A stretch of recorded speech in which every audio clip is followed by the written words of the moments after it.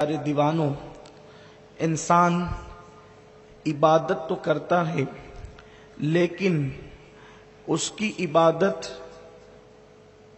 قبولیت کے درجے تک پہنچے یہ ایک مرحلہ ہوتا ہے۔ پھر اس کے بعد قبولیت کے درجے پر پہنچنے کے بعد پھر اس کے نامہ اعمال میں اس کا اجر محفوظ رہے، یہ دوسرا مرحلہ ہوتا ہے۔ انسان یہ تصور کرتا ہے کہ عبادت کرنے کے بعد میرا بیڑا پار ہے۔ اگر صرف عبادت کی بنیاد پر کسی کو نجات کا ساحل مل سکتا تھا تو 80,000 سال تک عبادت کرنے والا لعنت کا طوق نہ پہنتا۔ 80,000 سال تک عبادت کرنے والے کی گردن میں لعنت کا طوق نہ ڈالا جاتا۔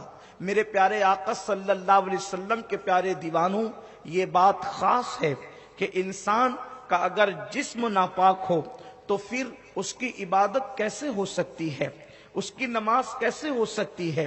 اگر وہ وضو سے نہیں ہو تو اس کی نماز کیسے ہو سکتی ہے؟ حیرت کی بات یہ ہے کہ انسان نماز کو جانے سے پہلے اپنے جسم کی پاکی کا تو خیال کرتا ہے، کیا انسان نماز کو جانے سے پہلے اپنے دل کی پاکی کا بھی خیال کرتا ہے؟ اگر انسان نماز کو جانے سے پہلے یا اللہ کی عبادت سے پہلے اپنے دل کی پاکی کا بھی خیال کرتا ہے تب کہیں جا کر اس کی عبادتیں قبولیت کے درجے کو پہنچتی ہے۔ میرے پیارے آقا صلی اللہ علیہ وسلم کے پیارے دیوانوں، آؤ میں آپ کو بتاؤں، اللہ اکبر۔ حضرت علامہ شرف الدین یحییٰ منیری رحمت اللہ تعالی علیہ اپنے مکتوبات میں لکھتے ہیں کہ جس بندے کے دل میں ذرہ برابر بھی تکبر موجود ہوگا اس کی عبادت اس کو فائدہ نہیں پہنچا سکتی، اس کی عبادت قبولیت کے درجے تک نہیں پہنچ سکتی۔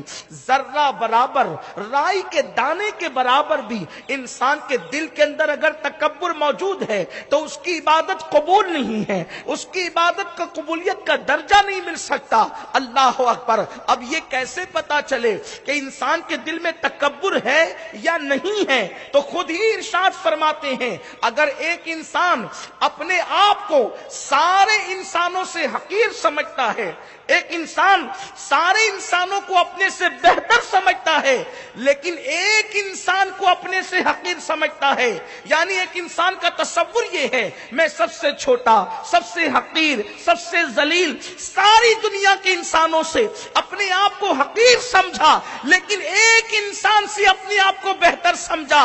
علامہ شرف الدین لکھتے ہیں ابھی بھی اس کے دل میں تکبر باقی ہے اور اللہ اس کی عبادت کو قبول نہیں فرمائے گا۔ میرے پیارے آقا صلی اللہ علیہ وسلم کے پیارے دیوانوں، اب ذرا دیکھیں، انسان یہ جو تصور کرتا ہے میری دعاؤں کی برکتیں مجھے نہیں ملتی، میری عبادتوں کی برکتیں مجھے نہیں ملتی، میرے آقا صلی اللہ علیہ وسلم کے دیوانوں، اس کی وجہ کیا ہے؟ ہمارے دلوں کے اندر جو غرور ہے، کسی کے دل میں نسب کا غرور، کسی کے دل میں علم کا غرور، کسی کے دل میں دولت کا غرور، کسی کے دل میں حسن کا غرور، کسی کے دل میں جوانی کا غرور، کسی کے دل میں اقتدار کا غرور۔ اچھی طرح یاد رکھو، تکبر انسان کو شیطان بنا دیتا ہے۔ سب کو شیطان نے ہلاک کیا ہے۔ شیطان سے پہلے کون سا شیطان تھا؟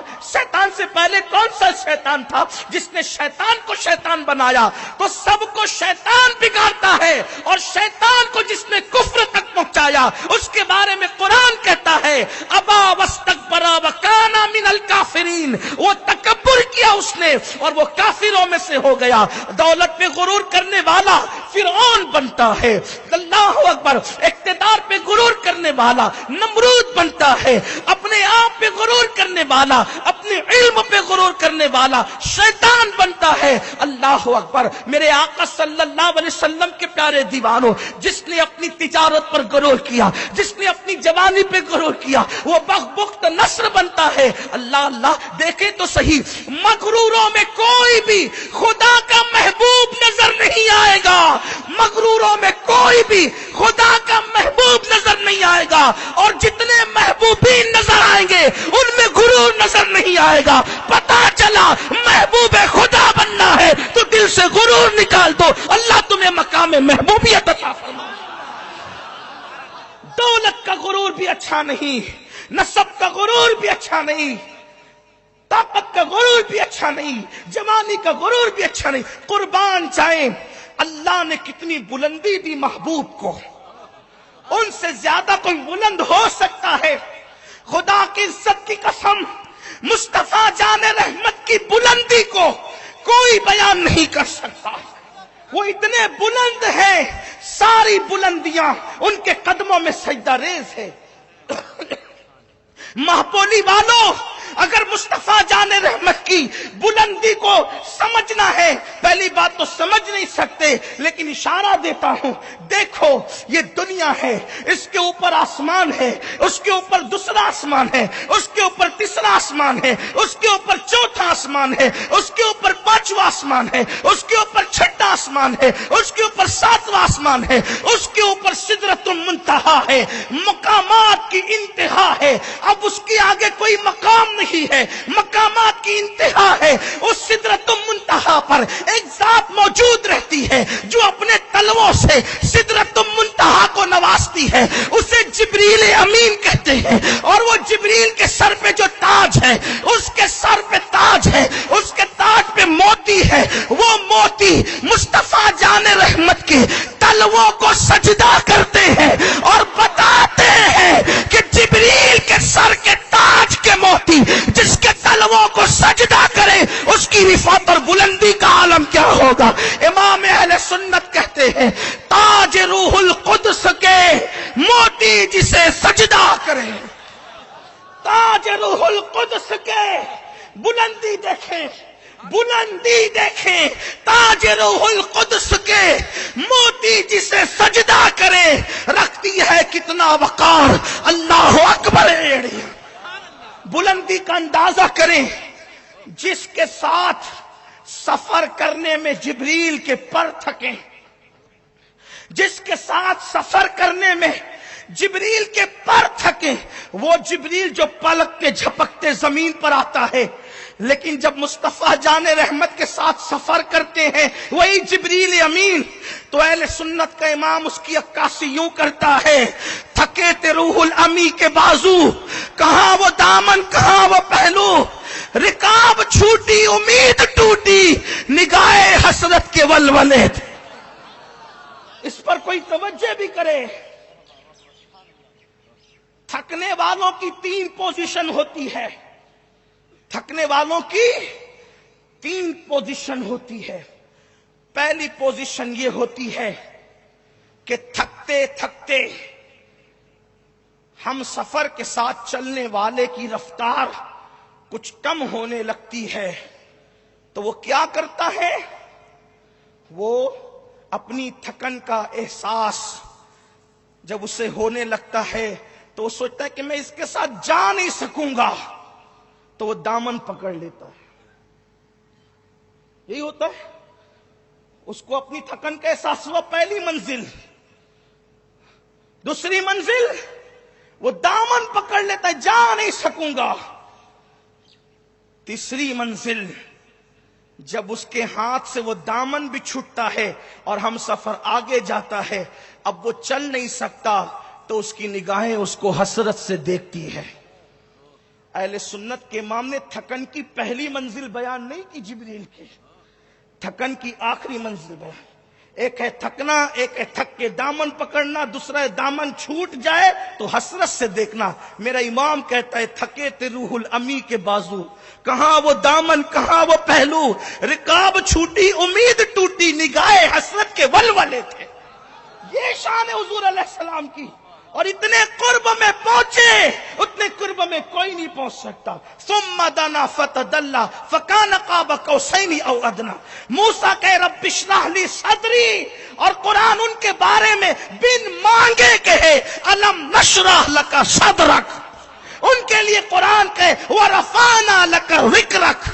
ان کے بارے میں قرآن کہے وَلَلْآخِرَةُ خَيْرٌ لَكَ مِنَ الْأُولَىٰ. ان کے بارے میں قرآن کہے بلکہ ان کی شان رفعت یہ ہے، ان کی شان رفعت یہ ہے کہ اللہ اکبر، وہ سو جاتے ہیں تو قرآن آتا ہے، وہ چادر اوڑھ لیتے ہیں تو قرآن آتا ہے، وہ کنکری اٹھا کے پھینک دیتے ہیں تو قرآن کہتا ہے وَمَا رَمَيْتَ إِذْ رَمَيْتَ وَلَكِنَّ اللَّهَ رَمَىٰ. تو نے کنکری نہیں پھینکی، تیرے خدا نے پھینکی.